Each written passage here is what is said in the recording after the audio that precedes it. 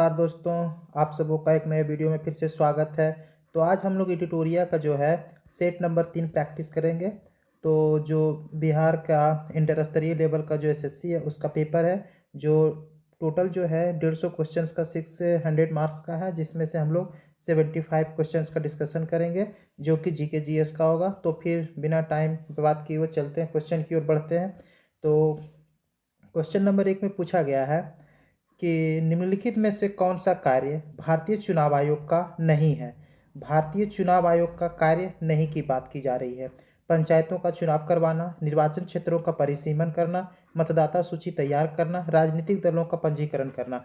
तो इसका जो पंचायतों का चुनाव जो करवाना होता है ये राज्य निर्वाचन आयोग का होता है, ना कि भारतीय चुनाव आयोग का होता है।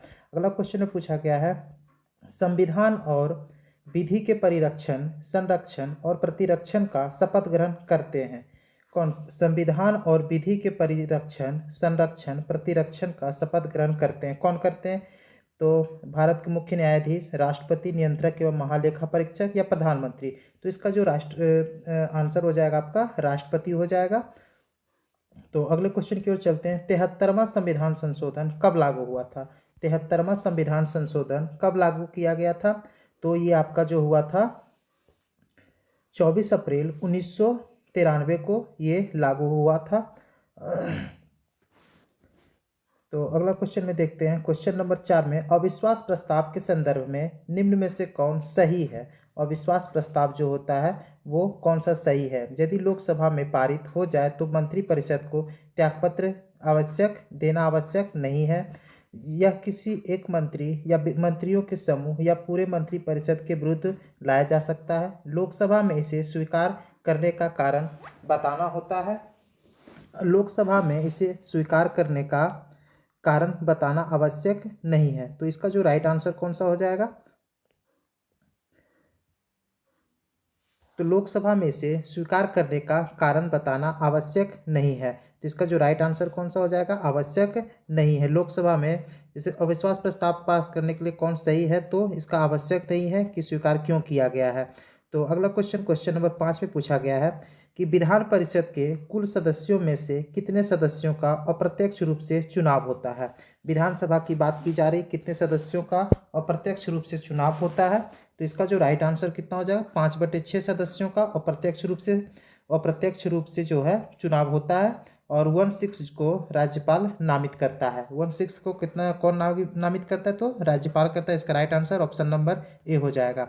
सिक्किम को पूर्ण राज्य का दर्जा निम्न में से किस संविधान संशोधन द्वारा दिया गया था? तो इसका जो एक पॉइंट है कि 35वां संविधान संशोधन द्वारा 1975, 45वें संविधान संशोधन अधिनियम 1975 के द्वारा सिक्किम को पूर्ण राज्य का दर्जा मिला था। पूर्ण राज्य का दर्जा 35वां मिला था, लेकिन संशोधन राज्य का जो दर्जा दिया गया था वो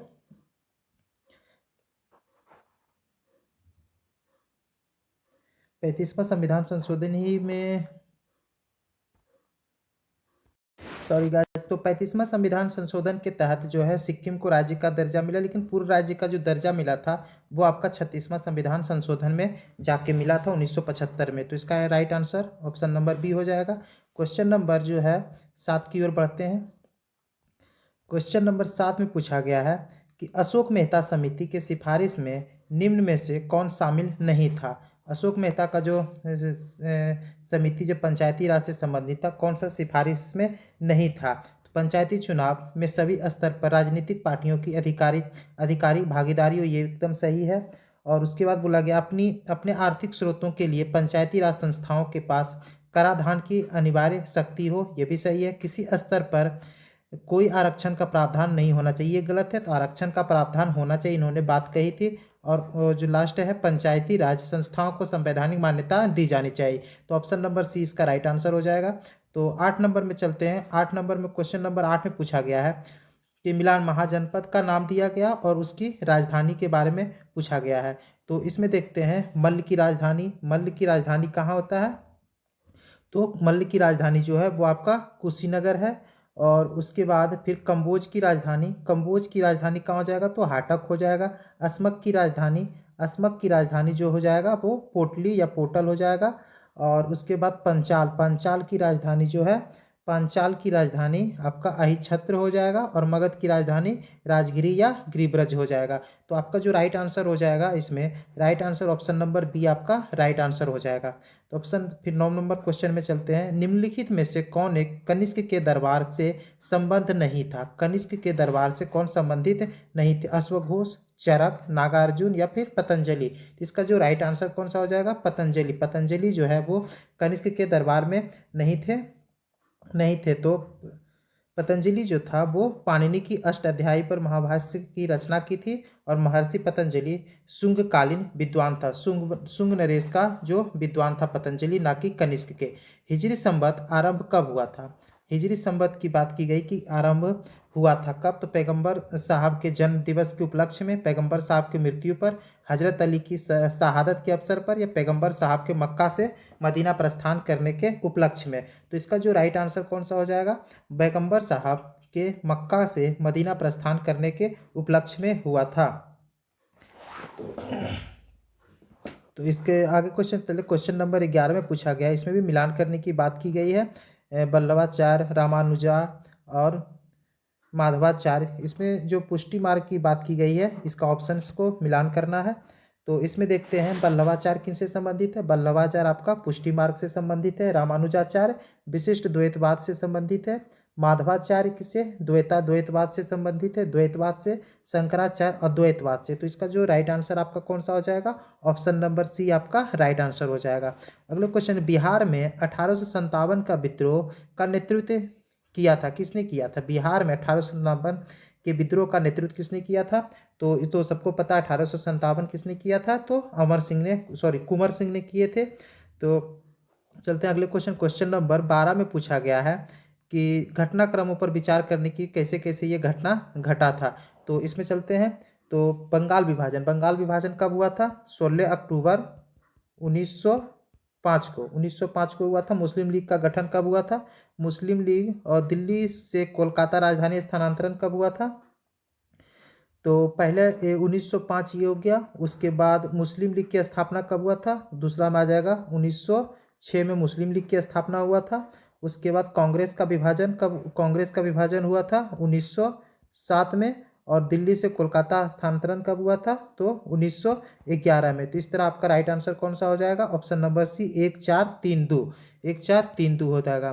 तो रामप्रसाद बिस्मिल और अशफाक उल्ला खां को फांसी किस संयंत्र केस में के तहत दी गई थी? रामप्रसाद बिस्मिल और अशफाक उल्ला खां को फांसी किस षड्यंत्र केस के में दिया गया था? तो पेशावर षड्यंत्र केस में, सैंडर्स की हत्या, काकोरी षड्यंत्र या दिल्ली षड्यंत्र? तो इसका जो राइट आंसर हो जाएगा आपका, तो काकोड़ी षड्यंत्र के केस में इनको फांसी दी गई थी। काकोड़ी, ऑप्शन नंबर सी आपका राइट आंसर हो जाएगा। तो काकोड़ी कांड कब हुआ था? तो अगस्त 1925 में हुआ था। तो अगला क्वेश्चन में, निम्न में से किसने कहा था विदेशी वस्त्रों की बर्बादी ही उसके साथ सर्वोत्तम व्यवहार है? किन्होंने कहा था कि विदेशी वस्त्रों की जो बर्बादी करेंगे तो उसी का सबसे सर्वोत्तम व्यवहार होगा? तो इसका जो राइट आंसर कौन सा हो जाएगा? कौन बोले थे? तो ये आपका महात्मा गांधी जी ने बोले थे। तो अकबर ने बंगाल तथा बिहार को मुगल साम्राज्य में कब मिलाया था? अकबर जो है बंगाल और बिहार को कब मुगल साम्राज्य में मिलाया था? 1590, 1575, 1576, 1572। तो इसका जो राइट आंसर हो जाएगा 1576 में मिलाया था।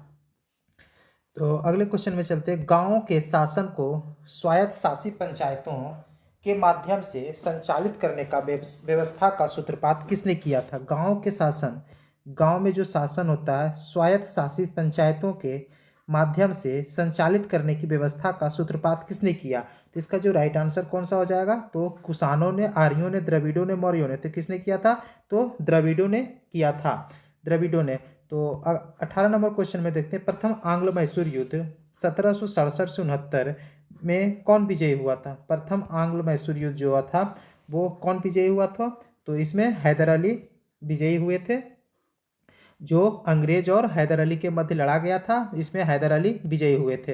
अगला क्वेश्चन नंबर 19 की ओर चलते हैं। 19 में पूछा गया है कि निम्नलिखित में से किसने कालिदास की प्रसिद्ध रचना अभिज्ञान शकुंतलम का पहली बार अंग्रेजी में अनुवाद किया था। अभिज्ञान शकुंतलम जो है कालिदास की रचना है, इनका अंग्रेजी में पहली बार किसने अनुवाद किया था? चार्ल्स विल्किंस ने किया था, हेनरी कोलब्रुक ने किया था, सर विलियम जोन्स, इनमें से कोई नहीं। तो इसका जो राइट आंसर कौन सा हो जाएगा? Option number C, sir William Jones ने किया था। डुरंड रेखा किन दो देशों की सीमा रेखा है? डुरंड रेखा जो है किन देशों की सीमा रेखा है? तो ऑप्शन नंबर, तो भारत अफगानिस्तान, पाकिस्तान अफगानिस्तान, नेपाल और भारत, नेपाल और चीन। तो इसका जो राइट आंसर कौन सा हो जाएगा? पाकिस्तान और अफगानिस्तान। पाकिस्तान और अफगानिस्तान के बीच ये सीमा रेखा बनाती है। निम्नलिखित में से कौन एक सुमेलित नहीं है? गोरखपुर राप्ती नदी के किनारे, लुधियाना सतलज हो गया, जबलपुर सोन नदी, सूरत ताप्ती। तो आपका जो राइट आंसर इसमें कौन सा हो जाएगा? तो जबलपुर सोन नदी। जबलपुर सोन नदी जो है ये गलत आंसर है। तो जबलपुर किसके किनारे है? तो नर्मदा नदी के किनारे। बाकी जितने ऑप्शंस दिए हैं सब राइट दिए हुए हैं। लघु ज्वार भाटा कब उत्पन्न होता है? लघु ज्वार भाटा जो होता है, जिसको नीप कहा जाता है, वो कब उत्पन्न होता है? चंद्र के समय, दिन के समय, एक महीने में एक बार, सप्ताह में 2 बार। तो ये कब होता है? तो अर्धचंद्र के समय जो है लघु ज्वार भाटा उत्पन्न होता है, जब सूर्य और चंद्रमा का गुरुत्वाकर्षण बल एक दूसरे के लंबवत हो जाता है। मतलब 90 डिग्री पर जब आता चंद्रमा यहाँ हो, ये पृथ्वी, तो इस केस में जो है लघु ज्वार भाटा उत्पन्न होता है। तो अगले क्वेश्चन में चलते हैं। निम्नलिखित में कौन एक सिंधु की सहायक नदी नहीं है? सिंधु की सहायक नदी नहीं की बात की गई है। तो झेलम से है, सतलज भी है, चेनाब है, लेकिन इंद्रावती नहीं है। तो इंद्रावती किसकी सहायक नदी है? तो आपकी, तो अगले क्वेश्चन में देखते हैं। मौसम और उसकी बनावट में परिवर्तन इस कारण होता है। किस कारण मौसम और उसकी बनावट में परिवर्तन जो है वो किस कारण होता है? पृथ्वी की का गुरुत्वाकर्षण, पृथ्वी का घूर्णन, पृथ्वी का परिक्रमण, पृथ्वी के अक्ष पर इसके कक्ष के समतल की ओर झुका होना। तो इसका जो राइट आंसर कौन सा हो जाएगा? तो इसका जो है 24 का ऑप्शन नंबर डी हो जाएगा। पृथ्वी की अक्ष का इसके कक्ष के समतल की ओर झुका होना मौसम और उसकी बनावट में परिवर्तन का कारण बनता है। तो उसके बाद चलते हैं क्वेश्चन नंबर 25 में पूछा गया डंकन दर्रा किनके बीच स्थित है? डंकन दर्रा किनके बीच स्थित है? अंडमान निकोबार, दक्षिण और लिटिल लघु अंडमान, उत्तरी और मध्य अंडमान, उत्तरी और दक्षिणी अंडमान। तो इसका जो राइट आंसर आपका हो जाएगा तो दक्षिणी और लिटिल अंडमान द्वीप के मध्य बीच में स्थित है। तो अगला क्वेश्चन नंबर 26 में मिलान करने की बात की, आदिवासी और अवस्थित क्षेत्र की बात की गई है। तो भील जनजाति कहाँ पाया जाता है? भील तो आपका कहाँ हो जाता है? राजस्थान में हो जाता है। गोंड जनजाति कहाँ? तो छत्तीसगढ़ में हो जाता है। लिम्बूस जनजाति जो है वो कहाँ पाया जाता है? वो सिक्किम में। और कोनियाक जो हो गया आपका नागालैंड में हो गया। तो इस तरह से आपका राइट आंसर कौन सा हो जाएगा? ऑप्शन नंबर ए आपका राइट आंसर हो जाएगा। अगले क्वेश्चन में चलते हैं। क्वेश्चन नंबर 27 में पूछा गया है, भारत के दक्कन के पठार पर बैसाल्ट निर्मित लावा शैलों का निर्माण हुआ है। तो कब हुआ है? इसमें पूछा गया है भारत के दक्कन के पठार पर बैसाल्ट निर्मित लावा का निर्माण कब हुआ? क्रिटेशियस युग में, प्लीस्टोसीन युग में, कार्बोनिफेरस युग में, मायोसीन युग में। तो इसका जो राइट आंसर कौन सा हो जाएगा? क्रिटेशियस युग में हो। क्रिटेशियस ऑप्शन नंबर ए आपका राइट आंसर हो जाएगा। अगला क्वेश्चन में चलते हैं। क्वेश्चन नंबर 28, कांडला निम्न में से किसके लिए प्रसिद्ध है? कांडला जो है निम्न में से किसके लिए प्रसिद्ध है? जलपोत के लिए, जलपोत भंजन उद्योग के लिए, हीरा काटने के लिए, निर्यात प्रसंस्करण के लिए, परंपरागत कला एवं शिल्प केंद्र के लिए। तो इसका जो राइट आंसर कौन सा हो जाएगा? निर्यात प्रसंस्करण क्षेत्र के लिए होता है। निर्यात प्रसंस्करण क्षेत्र के लिए होता है। तो ईपीजी हो जाता है। इसका जो इंग्लिश में होता है वो ईपीजी हो जाता है। ईपीजी तो ईपीजेड हो जाता है। तो अगले क्वेश्चन से, गन्ने के उचित और पारिश्रमिक मूल्य निम्नलिखित में से कौन सा संगठन अनुमोदित करता है? गन्ना का जो होता है मूल्य जो है कौन सा संगठन जो अनुमोदित करता है? तो इसका जो राइट आंसर कौन सा हो जाएगा? आर्थिक मामलों की कैबिनेट कमेटी करती है। आर्थिक मामलों की कैबिनेट कमेटी करती है। अगला क्वेश्चन नंबर 30 में भी मिलान करने की बात की गई है। आर्थिक विकास आर्थिक वृद्धि, संपोषित विकास, जीवन की गुणवत्ता। तो इसका जो राइट आंसर आपका देखते हैं, मिलान करते हैं। आर्थिक विकास जो होता है किससे संबंधित है, तो संरचनात्मक परिवर्तन से संबंधित है। आर्थिक वृद्धि जो हो गया, आर्थिक वृद्धि जो होता है सकल घरेलू उत्पाद से संबंधित हो गया। संपोषित विकास जो है, संपोषित विकास किससे है, तो पर्यावरण से है। जीवन की गुणवत्ता स्वास्थ्य से है। तो आपका जो right answer option number D आपका राइट आंसर हो जाएगा।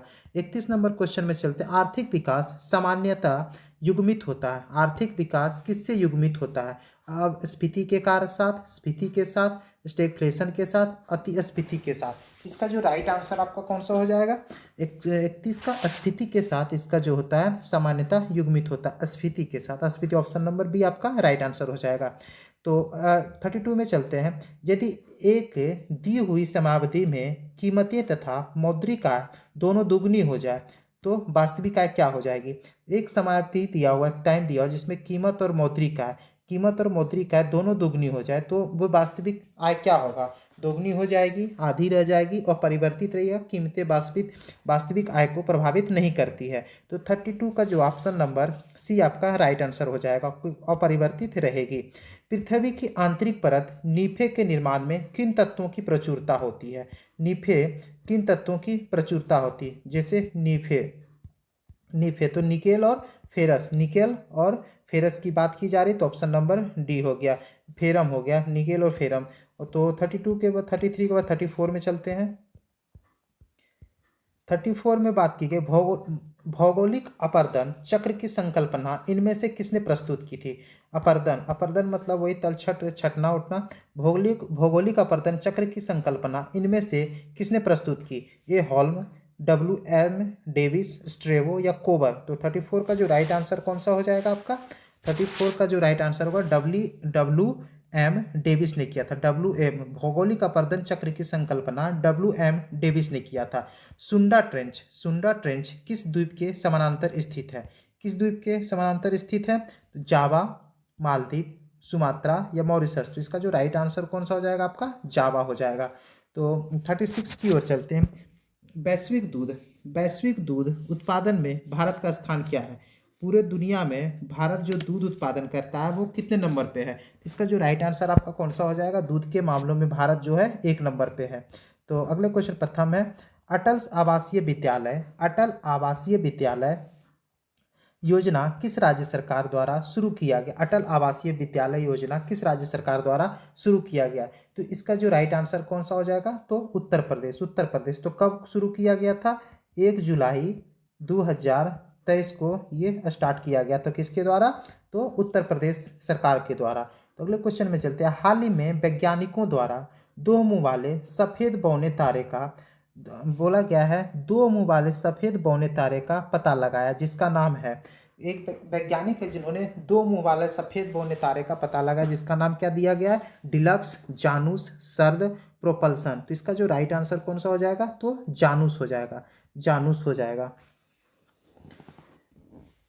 जानूस। तो अगले क्वेश्चन, प्रवासी भारतीय पुरस्कार 2023 से किसे सम्मानित किया गया। प्रवासी भारतीय पुरस्कार 2023 से किसे सम्मानित किया गया है। तो इसका जो राइट आंसर क्या हो जाएगा, तो राज सुब्रमण्यम आपका राइट आंसर हो जाएगा। हेनले पासपोर्ट सूचकांक 2023 में भारत का स्थान कौन सा है। हेनले पासपोर्ट इंडेक्स में 2023 में भारत का स्थान कौन सा है। तो आपका राइट आंसर कौन सा होगा, 85 हो जाएगा आपका राइट आंसर हो जाएगा। और तो इसमें आप कमेंट्स करके बताएंगे कि पहले स्थान पे और दूसरे तीसरे स्थान पे कौन कौन सा कंट्री है। ई सारस मोबाइल ऐप किस मंत्रालय द्वारा जारी किया गया। ई सारस मोबाइल ऐप किस मंत्रालय द्वारा जारी किया गया। तो कौन सा किस मंत्रालय द्वारा, तो ऑब्वियस है केंद्रीय ग्रामीण मंत्रालय के द्वारा जारी किया गया। तो ई सारस। तो उसके बाद क्वेश्चन नंबर 42, हाल ही में ओमान चंडी का निधन हो गया। ओमान चंडी का निधन हो गया, ये किस राज्य के मुख्यमंत्री रह चुके थे। ओमान चंडी किस राज्य के मुख्यमंत्री रह चुके थे। तो इसका जो राइट आंसर कौन सा हो जाएगा, तो तमिलनाडु, केरल, पंजाब या तेलंगाना। तो ओमान चंडी केरल के मुख्यमंत्री रह चुके थे। हॉकी जूनियर एशिया कप 2023 पुरुष एकल का खिताब किसने जीता था। हॉकी जूनियर एशिया कप 2023 पुरुष एकल का खिताब किसने जीता था। पाकिस्तान, भारत, श्रीलंका या फिर नेपाल। तो इसका जो राइट आंसर कौन सा हो जाएगा, भारत ने जीता था। भारत 43 के बाद 44 की ओर बढ़ते हैं। बजट 2023-24 में जल जीवन मिशन योजना हेतु कितनी राशि आवंटित की गई? 2023-24 के तहत कितनी राशि? तो 70,000 करोड़ की राशि जो आवंटित की गई। हाल ही में आए चक्रवात तूफान बिपरजॉय का नामांकन किस देश ने किया था? बिपरजॉय जो है जो किसने किया? तो बांग्लादेश ने किया था। तो इससे प्रभावित राज्य कौन कौन से था? बिपरजॉय जो है वो बांग्लादेश ने किया था। इससे प्रभावित राज्य था यमन था, सॉरी ये गुजरात था, उसके बाद महाराष्ट्र थे और राजस्थान था। इससे 3 राज्य प्रभावित हुआ था बिपरजॉय से। नवनिर्मित संसद भवन का उद्घाटन प्रधानमंत्री द्वारा कब किया गया? प्रधानमंत्री द्वारा संसद का जो निर्माण किया गया तो उसका उद्घाटन कब किया गया? 5 मार्च 2023। 28, तो इसका जो राइट आंसर 28 मार्च 2023 को इसका उद्घाटन किया गया था प्रधानमंत्री मोदी के द्वारा। अंतर्राष्ट्रीय सामुदायिक व्यापार संगठन का मुख्यालय कहाँ है? अंतर्राष्ट्रीय सामुदायिक व्यापार संगठन का मुख्यालय कहाँ है? तो वियना, मौद्रिक, जिनेवा, लंदन। तो इसका जो राइट आंसर कौन सा हो जाएगा आपका? लंदन में ये स्थित है। केंद्रीय शुल्क बोर्ड की स्थापना किस वर्ष की गई थी? केंद्रीय शुल्क बोर्ड की स्थापना किस वर्ष की गई थी? तो ये किया गया था आपका 1949 में किया गया था, जिसका हेडक्वार्टर कहाँ है आपका? तो दिल्ली, इसका हेडक्वार्टर जो है आपका दिल्ली में स्थित है। अगला कोई, विश्व शौचालय दिवस प्रतिवर्ष कब मनाया जाता है? विश्व शौचालय दिवस कब मनाया जाता है? तो 19 सितंबर को मनाया जाता है। 19 सितंबर, ऑप्शन नंबर बी आपका राइट आंसर हो जाएगा। साहित्य अकादमी पुरस्कार प्राप्त करने वाले पहले व्यक्ति निम्न में से कौन है? साहित्य अकादमी पुरस्कार प्राप्त करने वाले पहले व्यक्ति कौन बने? तो माखनलाल चतुर्वेदी थे। माखनलाल चतुर्वेदी थे। तो अगले क्वेश्चन में चलते हैं। टॉर्च, सर्च लाइट और वाहनों की हेडलाइट्स में बल्ब रखा जाता है।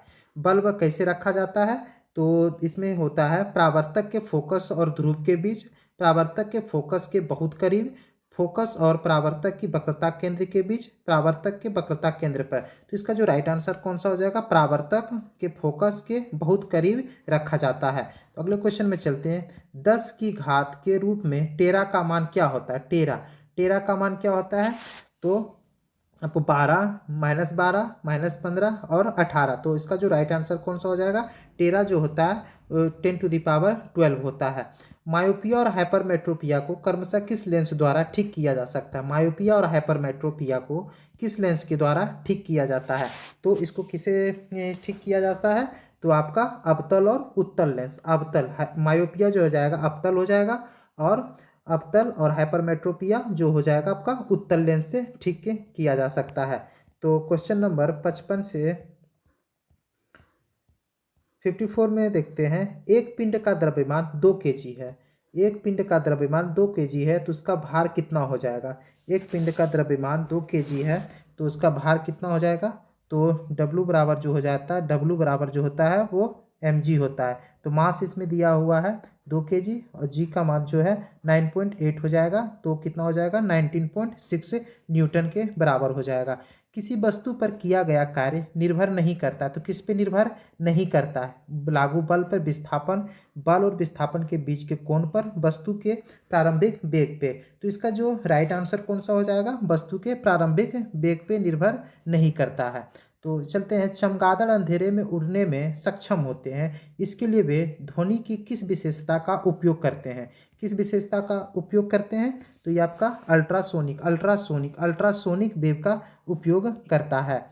ऊष्मा के अच्छे अवशोषक हैं। ऊष्मा का सबसे अच्छा अवशोषक कौन है?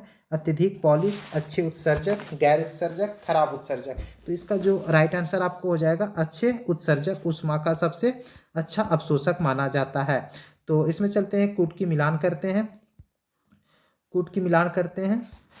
तो इसमें बोला गया है कि विद्युत धारा से क्या मापा, विद्युत धारा किससे मापा जाता है? तो विद्युत धारा जो है आपका एम्पियर से मापा जाता है। ताप किससे मापा जाता है? तो आपका केल्विन से मापा जाता है। ज्योति तीव्रता कैंडेला से। पदार्थ की मात्रा मोल से। तो इसका जो राइट आंसर कौन सा हो जाएगा? राइट आंसर आपका हो जाएगा ऑप्शन नंबर बी हो जाएगा, आपका राइट आंसर हो जाएगा। तो 59 की ओर चलते। आधुनिक आवर्त सारणी में आवर्त किसका मान दर्शाता है? आधुनिक आवर्त सारणी में आवर्त किसका मान को दर्शाता है? परमाणु संख्या, परमाणु द्रव्यमान, प्रधान प्रधान क्वांटम संख्या, एजीमुथला क्वांटम संख्या। तो इसका जो राइट आंसर आपका कौन सा हो गया, ऑप्शन नंबर सी आपका राइट आंसर हो जाएगा, ऑप्शन नंबर सी। तो प्रधान क्वांटम संख्या को दर्शाता है। निम्नलिखित में गलत कथन की पहचान करें। अम्लीय वर्षा ज़्यादातर नाइट्रोजन और सल्फर के ऑक्साइड के कारण होता है। सही बोल रहा है। क्लोरोफ्लोरोकार्बन ओजोन परत के क्षरण के लिए जिम्मेदार, एकदम सही बोला है। और ग्रीन हाउस प्रभाव ग्लोबल वार्मिंग के लिए जिम्मेदार है। ओजोन परत सूर्य के अवरक्त विकिरण की को पृथ्वी तक नहीं पहुंचने देता है। तो ऑप्शन नंबर नहीं पहुंचने देता है, तो आपका राइट आंसर हो जाएगा ऑप्शन नंबर डी हो जाएगा। तो फिर चलते हैं। फ्लोरोसिस जो है अस्थि रोग किसकी उपस्थिति के कारण होता है। अस्थि रोग जो है वो किसकी उपस्थिति के कारण होता है। पानी में फ्लोराइड की मात्रा से, पानी में कीटनाशक की मात्रा से, हवा में कार्बन मोनोऑक्साइड की मात्रा से, या हवा में सल्फर डाइऑक्साइड की मात्रा से। तो इसका जो होता है फ्लोरोसिस जो होता है अस्थि रोग जो होता है वे आपका पानी में फ्लोराइड की मात्रा से, कहाँ तो पानी में होता है। तो इसके कारण अस्थि रोग होता है। निम्नलिखित में से कौन थर्मोसेटिंग बहुलक है।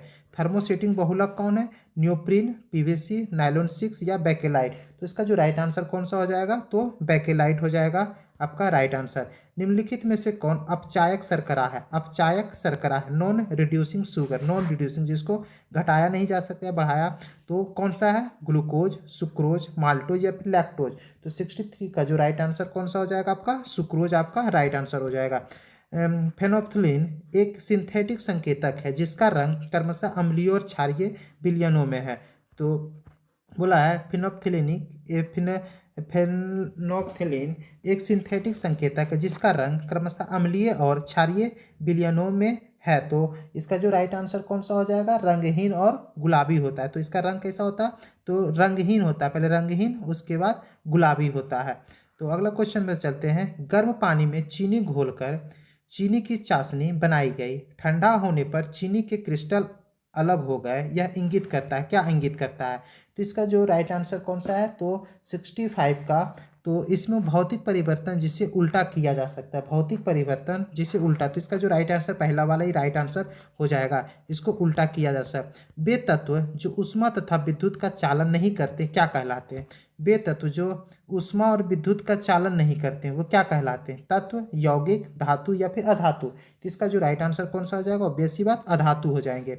दो नोड्स के बीच मौजूद तने के हिस्से को क्या कहा जाता है। दो नोड्स के बीच मौजूद तने के हिस्से को क्या कहा जाता है, नोड, इंटरनोड, शिखर कली या मिडरिप। इसका जो राइट आंसर कौन सा हो जाएगा, इंटरनोड। इंटरनोड आपका राइट आंसर हो जाएगा, ऑप्शन नंबर बी। जूट पौधे के किस भाग से प्राप्त होता है। जूट जो होता है पौधे के किस भाग से प्राप्त होता है, शाखाएं, पत्तियां, तना या फिर कली। तो किससे हो जाता है, तो ये आपका तना से हो जाता है। बीज और फल किसके द्वारा बनते हैं। बीज और फल जो होता है वो किसके द्वारा बनते हैं, तो ये आपका अंडाशय से फल बनते हैं और बीजांड से बीज बनते हैं। इसका जो राइट आंसर अंडाशय से फल बनता है और बीजांड से बीज बनता है। ब्रेड में छिद्र किस गैस के निकलने से बनता है। ब्रेड में छिद्र किस गैस के निकलने से बनता है। Oxygen, nitrogen, carbon dioxide, nitrogen dioxide. तो इसका जो राइट आंसर कौन सा हो जाएगा, कार्बन डाइऑक्साइड, कार्बन डाइऑक्साइड हो जाएगा। तो उसके बाद चलते हैं नेक्स्ट क्वेश्चन की ओर। क्वेश्चन नंबर 71 में बोला गया है, कोशिका झिल्ली के निर्माण के लिए आवश्यक प्रोटीन और लिपिड किसके द्वारा निर्मित होते हैं। कोशिका झिल्ली के निर्माण के लिए आवश्यक प्रोटीन और लिपिड किसके द्वारा निर्मित होते हैं। एंडोप्लाज्मिक रेटिकुलम, गोल्जी उपकरण, माइटोकॉन्ड्रिया या फिर पैरोक्सिसोम। तो इसका जो राइट आंसर कौन सा हो जाएगा, endoplasmic reticulum. Endoplasmic reticulum option number A आपका राइट आंसर हो जाएगा। HIV एड्स रोग नहीं फैलता है, किससे नहीं फैलने की बात की जाती है, तो मच्छर काटने से, बिना उबली हुई सुई के प्रयोग से, HIV संक्रमित रक्त से या आरक्षित। तो किससे नहीं फैलता है, तो मच्छर काटने से नहीं फैलता, ऑप्शन नंबर ए आपका राइट आंसर हो जाएगा। निम्नलिखित में से कौन सा रोग प्रोटोजोआ द्वारा फैलता है। प्रोटोजोआ द्वारा कौन सा रोग फैलता है, मलेरिया, हैजा, निमोनिया या फिर डिप्थीरिया। तो इसका जो राइट आंसर कौन सा हो जाएगा आपका, मलेरिया आपका राइट आंसर हो जाएगा। तो 74 में चलते हैं, सेकेंड लास्ट क्वेश्चन है दोस्तों। तो निम्नलिखित में से किस विटामिन का निर्माण हमारे शरीर में नहीं होता है? हमारे शरीर में ए का होता है, B12 और K3 का होता है। तो 74 का जो होता है, सॉरी नहीं की बात की जा रही है, निर्माण हमारे शरीर में नहीं होता है। तो विटामिन ए जो होता है हमारे शरीर में नहीं होता है, तो हम इसे खाना के रूप में और अलग अलग पदार्थ को खाने से इसका निर्माण हमारे शरीर में होता है। बाकी सारे विटामिन का हमारे शरीर में निर्माण होता है।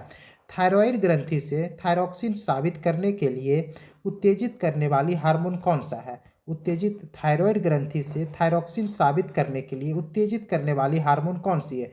TSH, FSH, LTH या फिर ACTH? तो इसका जो राइट आंसर कौन सा हो जाएगा? TSH आपका राइट आंसर हो जाएगा। तो इसका जो फुल फॉर्म होता है थायराइड स्टिमुलेटिंग हार्मोन। तो दोस्तों आज ये हमारा सेशन जो है 75 क्वेश्चन का ख़त्म हुआ दोस्तों। तो प्लीज़ अपने दोस्तों के साथ शेयर करें। कम से कम दोस्तों मोटिवेट करने के लिए आप लोग मेरे वीडियो को कम से कम 500 व्यूज़ तो आने ही चाहिए दोस्तों, जिससे हमें भी अच्छा लगे। और अगर अच्छा लगे तो कमेंट्स में ज़रूर बताएं और लाइक शेयर सब्सक्राइब जरूर करें। तो धन्यवाद दोस्तों।